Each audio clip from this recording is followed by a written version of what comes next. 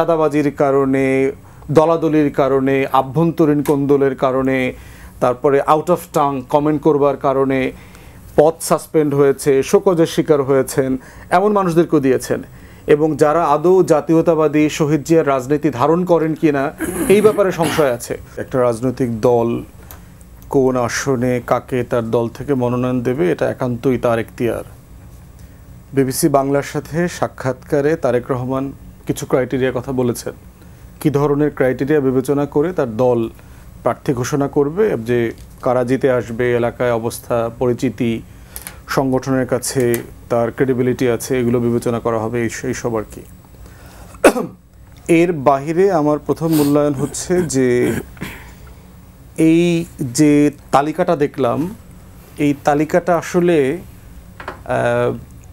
2001 সালের যে election framework ছিল বিএনপির বাংলাদেশের রাজনীতির, সেই ফ্রেমের ভিতর থেকে একটা তালিকা দেখলাম।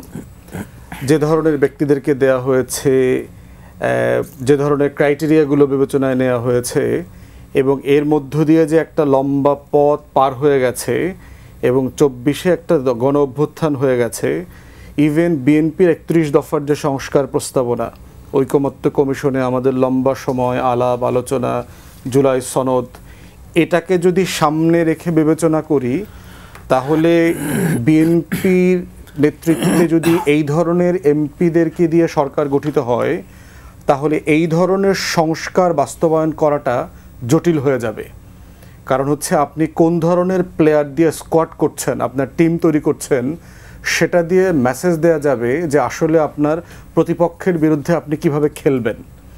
তো সেই জায়গাতে আমি মানে ওই যে ওয়াও একটা মোমেন্ট, যে ইউরোকা মোমেন্ট, যেটা যে ও ব্রিলিয়ান্ট, বিএনপি আসলেই খুব ব্রিলিয়ান্ট সিলেকশন করেছে, সেই রকম আনন্দিত হবার মতো অথবা এক্সাইটেড হবার মতো প্রার্থী 2-4 জন হতে পারে। যেমন ধরেন সানজিদা তুলি, ঢাকা 14 দিয়েছে, মায়ের ডাকের সাথে আমরা লম্বা সময় রাজপথে একসাথে লড়াই করেছি। যদিও আমি যতটুকু জেনেছি সানজিদা তুলি আসলে ওই আসনের জন্য নমিনেশন চায় নাই, তার সমস্ত আশেপাশের কোনো একটা আসনের জন্য চেয়েছে, তার বাসা টাসা যেদিকে তেজগাঁয়ে এসব এলাকাতে। আবার আমি ব্যক্তিগতভাবে চাই না যে আসলে এই ধরনের মানুষ রাজনীতিতে আসুক, কারণ মায়ের ডাকের মতো যে মানবাধিকার নিয়ে লড়াই করার সংগঠন এবং এই ধরনের অ্যাক্টিভ ইন্টারন্যাশনালি রিনাউন্ড লোকরা পিওর পার্টি পলিটিক্সে আসাটা দেশের জন্য ক্ষতিকর, কারণ তার লড়াইটা আসলে সবার জন্য, সব মানুষের জন্য, পুরো দেশের জন্য। সেই জায়গাতে তো still it's a good choice certainly.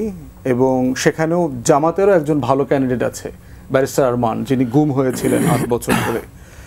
তো সেটা একটা ভালো পিক। শহীদ সালাউদ্দিন কাদের চৌধুরী, আপনার চিরঙে তার ছেলে হুম্মাম কাদের চৌধুরী নিজে গুমের শিকার ছিলেন, তাকে নমিনেশন দিয়েছে। মীর হেলালকে দেখলাম, ব্যারিস্টার মীর হেলাল আমাদের সহকর্মী। তো এই ধরনের কিছু পিক দেখলাম যে মানে যেটা প্রশংসিত, মানে প্রশংসনীয় হবার মতো। কিন্তু ওভারঅল দেখলাম যে আপনার একটা গণ অভ্যুত্থানের আকাঙ্ক্ষা তৈরি হয়েছে দেশের 6.5 কোটি মানুষ যারা ভোট দেয় নাই, যাদের ভোটারদের বয়স হচ্ছে 35-40-এর নিচে। বিভিন্ন জরিপ বলছে 50% থেকে 58%, 62% ভোটাররা এখনও আনডিসাইডেড কাকে ভোট দেবে। এবং বিএনপির সংস্কারের যে রাজনীতি গত কয়েক বছর ধরে চলছে, এই সবগুলোকে মিলায়ে আমি এই ক্যান্ডিডেট সিলেকশনটাকে মিলাতে পারছি না, এক জায়গাতে করতে পারছি না। এবং তার ভিতরে দেখলাম যে গত 13-14 মাসে প্রচণ্ড রকম সমালোচিত হয়েছে চাঁদাবাজির কারণে, দলাদলির কারণে, আভ্যন্তরীণ কোন্দলের কারণে, তারপরে আউট অফ টাং কমেন্ট করবার কারণে পদ সাসপেন্ড হয়েছে, শোকজের শিকার হয়েছেন, এমন মানুষদেরকেও দিয়েছেন। এবং যারা আদৌ জাতীয়তাবাদী শহীদ জিয়ার রাজনীতি ধারণ করেন কিনা এই ব্যাপারে সংশয় আছে। ফজলুর রহমান সাহেব, আপনার কিশোরগঞ্জের ছাত্রলীগের সাবেক সভাপতি, সে ভুয়া মুক্তিযোদ্ধা বলে তার বেস কমান্ডার, ওই এলাকার বেস কমান্ডার একটা ইন্টারভিউ আমি দেখলাম যে সে আসলে মুক্তিযোদ্ধা ছিল না, সে ভুয়া মুক্তিযোদ্ধা। সত্য মিথ্যা আমি জানি না আর কি। তো সেই রকম একটা মানুষকে দেওয়াটা, আবার ব্যারিস্টার রুবিন ফারহান, বিএনপির খুবই জটিল সময়ে যিনি টকশোতে এসে বিএনপির রাজনীতিকে ডিফেন্ড করছেন, যখন বিএনপির এই অনেক হাইব্রিড নেতাদেরকে দেশে পাওয়া যায় নাই, ফোনে পাওয়া যাইতো না, টকশোতে পাওয়া যাইতো না, তখন তারা ডিফেন্ড করছেন। তো সেইটা একটা বড় জায়গা। রবিউল ভাইয়ের মতো মানুষ যারা লম্বা সময় এই আন্দোলন সংগ্রামে ছিলেন, ওনারা নমিনেশন পান নাই।